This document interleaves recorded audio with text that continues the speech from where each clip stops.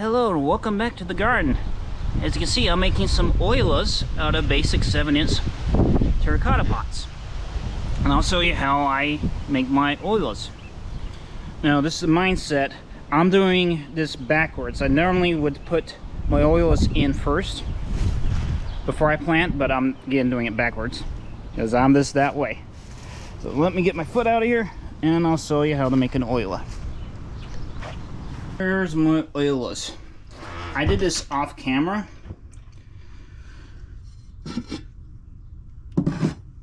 As you can see, this right here cost me about what? This is about $8, so about 17 bucks after tax. And what you want to do is seal the bottom. As you see that plumber's putty there, you see I've done both sides. You don't have plumber's putty, but you have silicone caulking. That works just as well, but you do have to remember it takes a 24-hour dry time. Also, if you have pots that have been painted, it's best, I would recommend not using that because I don't know how the water is going to play with the chemicals being submerged into your garden soil. Second thing, don't use this as a liquid feeder station.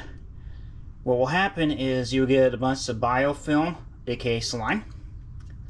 It's just going to look nasty. It's not going to be pleasant. Just don't do it. Only use rainwater or the water you'd use out of your garden hose.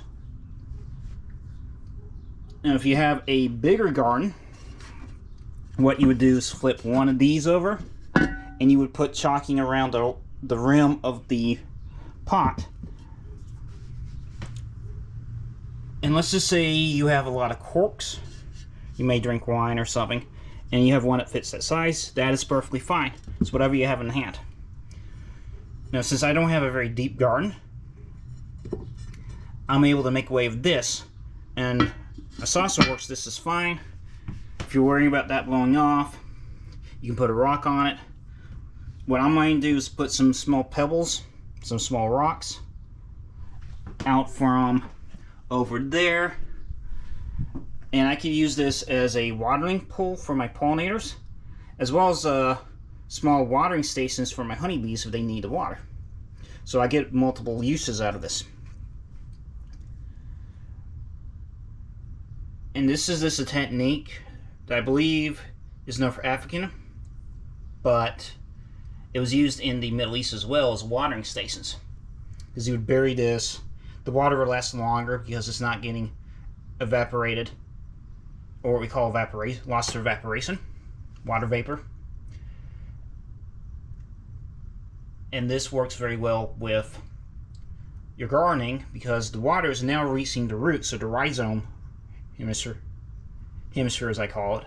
Some people call it the rhizome layer, and that's just where the roots are at. So the roots can directly uptake the water.